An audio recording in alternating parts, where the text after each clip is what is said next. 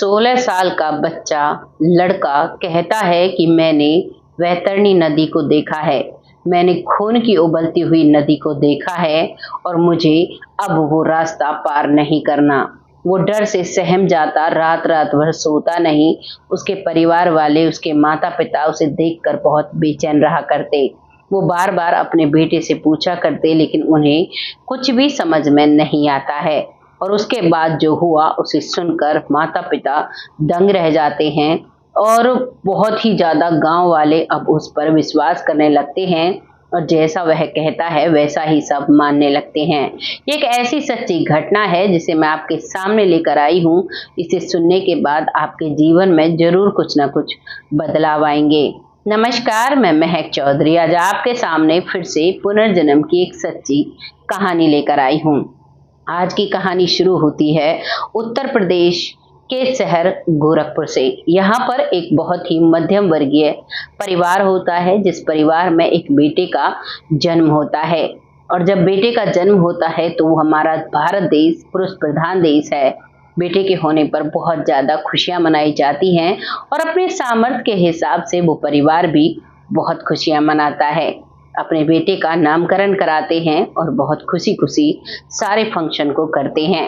पूरे गांव में पता होता है कि इस परिवार में एक बेटा हुआ है और बहुत ही प्यारा है, क्योंकि उसकी शक्ल बहुत ही सुंदर थी, बहुत मासूम, बहुत प्यारा था।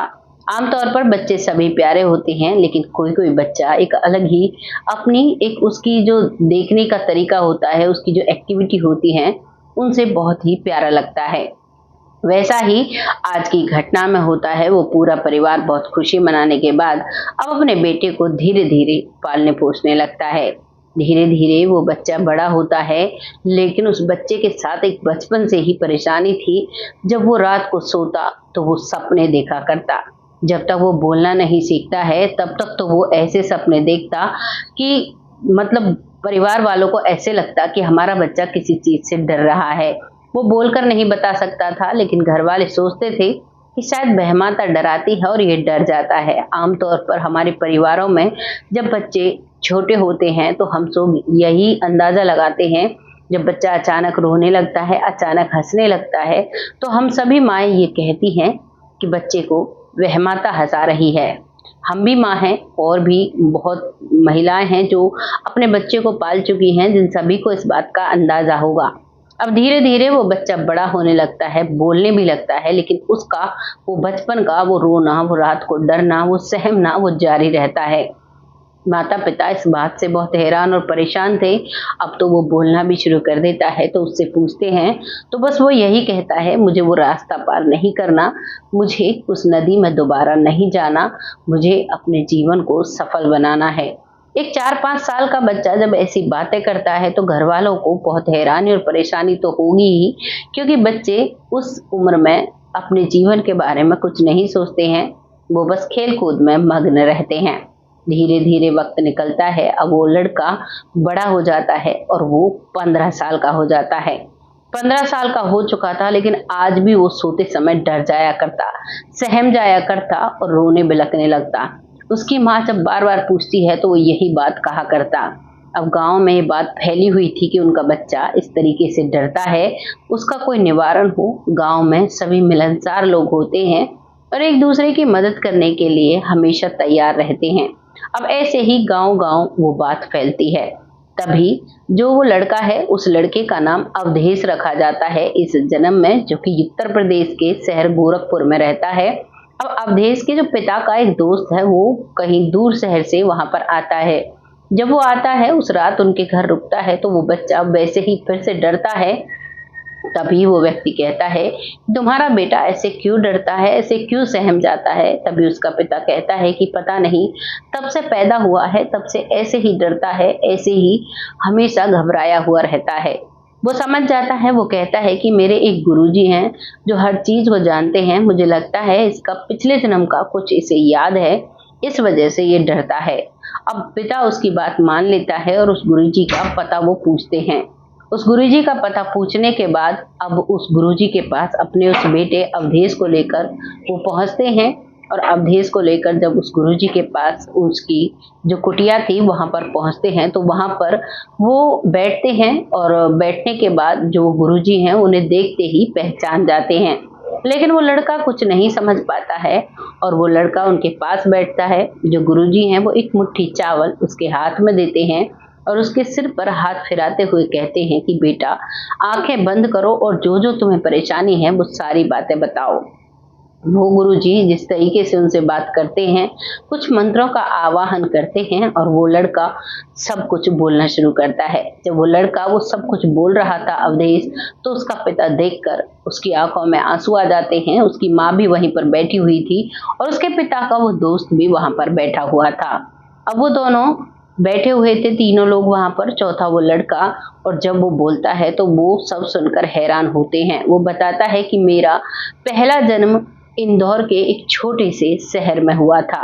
यहाँ पर मेरे पिता जो हैं वो एक बहुत ही अच्छे पैसे वाले थे। उनका प्रॉपर्टी डीलरिंग का, बिल्डर का एक काम था, जिस काम के सहारे बहुत सारे पैसे घर में रहा करते थे और मैं बहुत ही अच्छे से उन पैसों को खर्च किया करता, मौज मस्ती में किया करता। जहाँ 1 रुपए की जरूरत होती वहां पर बहुत सारे पैसे खर्च किया करता। धीरे धीरे मैं 21 साल का हो जाता हूँ और जब मैं 21 साल का होता हूँ, अब मैंने अपने माता पिता का भी आदर करना बंद कर दिया था। मेरे दोस्त जहाँ जाते मैं उनके साथ घूमने, मौज मस्ती करने जाता और जब कभी कोई भिखारी या फिर कोई गरीब व्यक्ति मुझे मिल जाता तो मैं उन्हें 1 रुपया देकर चिढ़ाया करता और कहा करता कि तुम्हारी औकात इसी के लायक है। एक बुजुर्ग महिला जो सड़क किनारे भीख मांग रही थी, वो जब कहती है कि बेटा कुछ दान दे दो, तुम खुश रहोगे, तो मैं उसे 1 रुपया देता हूँ और वो मेरी तरफ देखती है क्योंकि मैं उस समय गाड़ियों में घूमा करता। और जब वो मेरी तरफ देखती है, मैं 1 रुपया देता हूँ, तो वो सवाल करती है। वो कहती है कि ऐसा क्या हुआ है जो तुम 1 रुपया दे रहे हो, तुम्हारे पास इतने भी पैसे नहीं हैं। तभी वो अपनी जेब से बहुत बड़ी गड्डी निकालता है पैसों की और कहता है मेरे पास बहुत सारे पैसे हैं, लेकिन तुम्हें देने के लिए सिर्फ यही मेरे पास है। अब तुम्हारी औकात इतनी है तो तुम्हें मैं इतना ही दूंगा।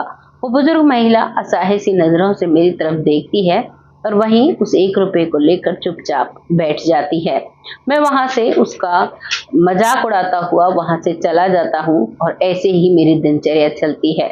अब मेरे माता पिता को भी शक होने लगता है कि मैं अब बिगड़ रहा हूँ, तो मेरी माँ मेरे पिता से कहती है कि हमारा बेटा अब बिगड़ने की कगार पर है, इसे अभी नहीं रोका गया तो ये अपनी जिंदगी को कैसे जिएगा। पिता भी समझता है कि पत्नी सही कह रही है और अब वो शाम को उस लड़के अवधेश से बात करता है और बात करने के बाद कहता है कि बेटा आज से तुम मेरे काम में सहारा दोगे और आज से तुम कहीं भी बाहर दोस्तों के साथ नहीं जाओगे। वो कहता है कि नहीं मुझे जाना है, लेकिन पिता का ऑर्डर होता है और उसे घर पर ही रहने के लिए बोला जाता है और कहा जाता है कि आज के बाद तुम्हें पैसे नहीं दिए जाएंगे। वो इस बात को सुनते हैं और चुप हो जाता है और अब वो घर पर रहने लगता है। करीबन 7 दिन हो जाते हैं। दोस्त मिलने के लिए आते हैं, उनसे मिलता है लेकिन उनसे ज्यादा कुछ बात नहीं करता है। बस एक ही बात कहता है कि मेरे पिताजी ने मुझे पैसे देने बंद कर दिए हैं, अब मैं कहीं भी नहीं जा सकता। इस बात को सुनकर दोस्त कहते हैं कि हम किस काम आएंगे, चलो कहीं घूमने चलते हैं। तो वो कहता है कि मैं यहाँ से नहीं जा सकता, मेरे पिता ने मना कर रखा है। तो वो कहते हैं कि प्लान बनाते हैं, रात के 1 बजे हम तुम्हारे घर के पीछे आएंगे और तुम छत के ऊपर से निकल कर आ जाना, हम तुम्हें ले लेंगे। वो उसकी बात सुन लेते हैं और रात का समय होता है तो रात को वो छत के पीछे से उतरकर पाइप के सहारे और नीचे उनके साथ चला जाता है। कुछ अपने कपड़े लेता है, कुछ जरूरी सामान लेता है जो घूमने के लिए जरूरत होती है और अब उनके साथ ट्रेन में सवार होकर चल देता है। वो बहुत खुश था, मानो उसे किसी पिंजरे से, किसी कैद से आजादी मिल गई हो। वो अपने दोस्तों के साथ जाता है और रास्ते में जब ट्रेन चल रही थी तो ट्रेन की जो दरवाजा होता है वहां पर वो खड़े हुए थे और एक दूसरे से मजाक मस्ती कर रहे थे। थोड़ी सी उन सभी दोस्तों में बातें होती हैं और थोड़ा लड़ाई का माहौल बनता है। तभी एक दोस्त उसे धक्का दे देता है और वो ट्रेन से बाहर गिरता है और गिरने के बाद एक खंबे से उसका सर टकराता है और वो वहीं इस दुनिया से चला जाता है। घर पर माता पिता को भी ये पता नहीं था कि हमारा बेटा कहाँ गया है। उन्हें तो बस यही था कि हमने तो घर पर ही रखा, किसके साथ गया है, कहाँ गया है, वो कुछ भी नहीं जानते थे। दूसरा दिन होता है जब ये खबर अखबार में फैलती है कि एक लड़का जो कि ट्रेन में जा रहा था, उसका फोटो अखबार में आता है, तो माता पिता को पता चलता है। माता पिता रोते बिलखते वहां पहुंचते हैं, अपनी बेटी की डेड बॉडी को लेते हैं और उसका अंतिम संस्कार करते हैं। इधर जो अवधेश था, वो जब उसे यमराज लेने आते हैं, तो वो एक चाबुक फेंक कर उसके शरीर से प्राण निकालते हैं और अवधेश उनके साथ चल देता है। अवधेश जब ऊपर पहुंचता है तो वो वैतरणी नदी को देखता है, जिस नदी में लोगों की जो रूह है उनको जलाया जाता है, उनके साथ उनको कष्ट दिया जाता है जो जैसे कर्म करते हैं। अवधेश से कहा जाता है कि ये नाव लो, और उस नाव में बहुत सारे छेद हुए थे और कहा जाता है कि तुम इससे अगर पार कर सकते हो तो करो। तो वो डरने लगता है और रोने लगता है, कहता है कि ये सब की इतनी बुरी हालत है तो मैं कैसे जाऊंगा। तभी वहां पर जो यमदूत उसे लेने के लिए आए थे, वो कहते हैं कि जो तुमने पाप किए हैं उन सभी पापों को याद करो, उनका दिल से प्रायश्चित करो, तो तुम इस नाव के सहारे पार हो सकते हो। वो अपने सभी पापों को याद करता है, उस बुजुर्ग महिला की बेइज्जती को भी याद करता है और सभी को याद करते हुए उस नाव से पार होने लगता है। और वो उस नाव से पार हो जाता है, लेकिन जैसे ही वो पार होता है तो उसके सामने 8 दरवाजे, 8 द्वार उसे दिखाई देते हैं। वो सभी द्वार को देखता है और कोशिश करता है कि इस द्वार में जाया जाए। यही चीज समझ रहा था, तभी वहां पर यमराज की आकाशवाणी होती है और यमराज जी कहते हैं कि तुम्हें इन द्वारों में जाना पड़ेगा, लेकिन तुम्हें एक मौका और दिया जाता है। तुम्हें अभी तुम्हारा जीवन बाकी है और तुम्हें अभी अपने जो जिंदगी तुम जियोगे उससे ये सिद्ध करना है कि तुम अपनी बुरी आदतों को छोड़ चुके हो, तुम अपने जीवन में अच्छे से जिंदगी जियोगे और लोगों में ये बात कहोगे कि तुम्हें बहुत अच्छे से जीना होगा, अपने कर्मों पर ध्यान देना होगा, क्योंकि ऊपर जाकर सबको एक एक बुरे कर्म का चुकान करना पड़ता है, भुगतान करना पड़ता है। इस चीज को वो समझता है और इतनी ही बात उसकी होती है। उसके बाद उसे यहाँ पर जन्म मिल जाता है। अब की बार उसे जन्म उत्तर प्रदेश के गोरखपुर शहर से हुआ। वहां पर एक मध्यम वर्गीय परिवार में वो होता है।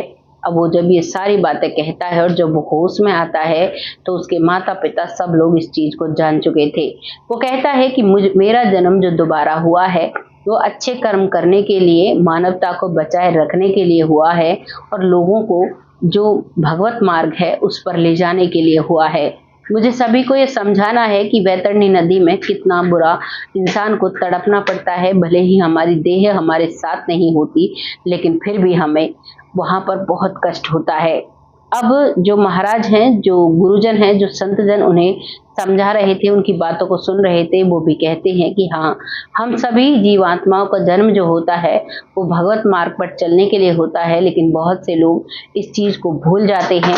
कुछ लोग ही होते हैं जो ये चीज जान पाते हैं कि हमें जो अपना जीवन मिला है वो भगवत मार्ग के लिए मिला है। अब वो लड़का उसी दिन से अपने घर आ जाता है। घर आने के बाद अपनी उन सभी चीजों को कोशिश करता है ठीक करने की जो उसने गलत किया था पिछले जन्म में, और अब पूरे गांव में बात फैल जाती है।